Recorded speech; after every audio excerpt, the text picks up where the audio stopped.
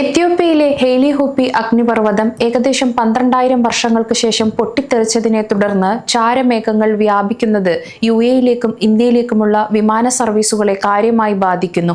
അഗ്നിപർവ്വതം 14 കിലോമീറ്ററോളം ഉയരത്തിൽ ചാരം നിറഞ്ഞ പുക തുപ്പിക്കൊണ്ടിരിക്കുകയാണെന്ന് ഫ്രാൻസിലെ tools volcanic ash advisory centre പുറത്തുവിട്ട മുന്നറിയിപ്പ് റിപ്പോർട്ടിൽ പറയുന്നു. ചാരം മധ്യേഷ്യൻ രാജ്യങ്ങളിൽ വ്യാപിച്ചതിനാൽ യുഎഇയിലേക്കും ഇന്ത്യയിലേക്കുമുള്ള വിമാന സർവീസുകൾക്ക് കാലതാമസം നേരിടുന്നു. സിവിൽ ഏവിയേഷൻ ഡയറക്ടറേറ്റ് ജനറൽ എല്ലാ എയർലൈനുകൾക്കും സുരക്ഷാ മുന്നറിയിപ്പ് നൽകിയിട്ടുണ്ട്.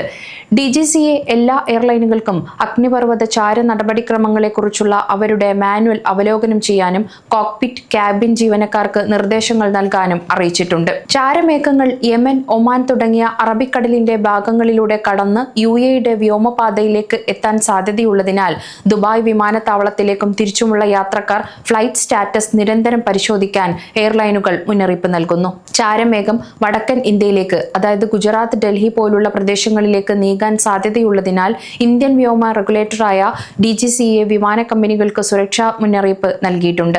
അഗ്നിപർവ്വത ചാരം വിമാനത്താവളങ്ങളുടെ എഞ്ചിനുകൾക്ക് വലിയ നാശനഷ്ടമുണ്ടാക്കുന്നതിനാലാണ് വിമാനങ്ങൾ വഴിതിരിച്ചുവിടുന്നതും റദ്ദാക്കുന്നതും. കനത്ത അഗ്നിപർവ്വത ചാരം കാരണം നിരവധി വിമാനങ്ങൾ റദ്ദാക്കുകയും വഴിതിരിച്ചുവിടുകയും ചെയ്തിട്ടുണ്ട്. ഉദാഹരണത്തിന് അബുദാബിയിലേക്കുള്ള ഇൻഡിഗോ വിമാനം നവംബർ 24 തിങ്കളാഴ്ച അഗ്നിപർവ്വത പ്രവർത്തനങ്ങളെ തുടർന്ന് അഹമ്മദാബാദിലേക്ക് തിരിച്ചുവിട്ടു.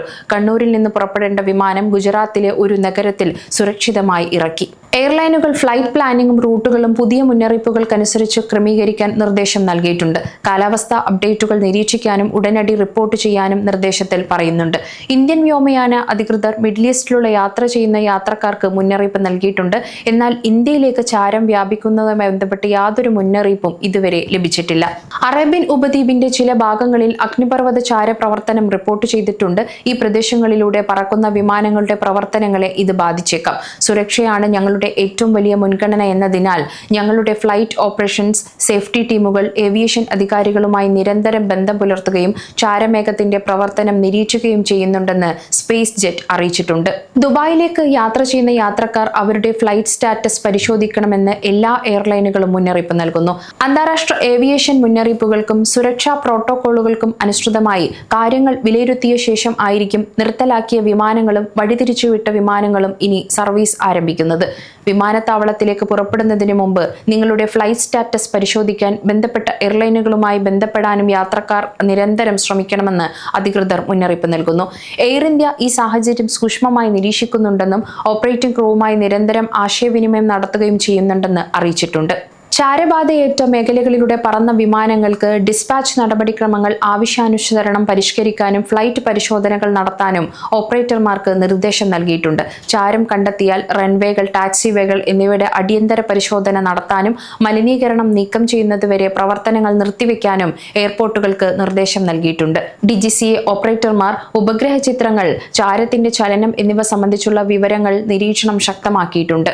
KLM അഥവാ റോയൽ ഡച്ച് എയർലൈൻസ് അവരുടെ ആംസ്റ്റർഡാം ഡൽഹി സർവീസും തിരിച്ചുമുള്ള ഡൽഹി ആംസ്റ്റർഡാം സർവീസും റദ്ദാക്കിയിട്ടുണ്ട്.